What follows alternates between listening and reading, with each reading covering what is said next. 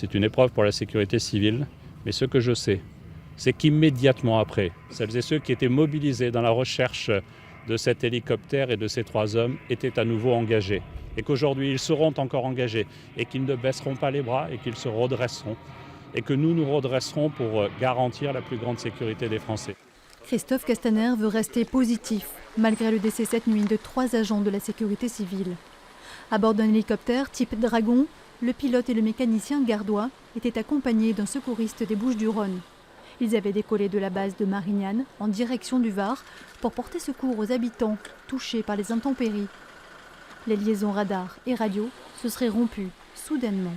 Je regardais la télé, d'un coup j'entends un bruit bas, fort, très fort, et ça, les hélices, les pales, je les ai entendues. Alors donc il était bas.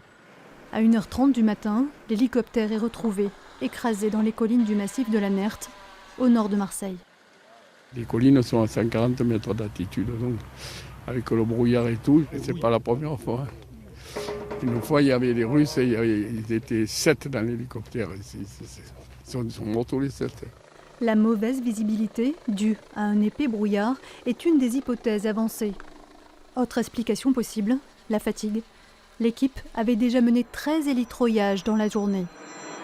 En fin d'après-midi, Christophe Castaner s'est rendu sur la base de Garon pour rencontrer les familles et les coéquipiers des victimes dans l'intimité.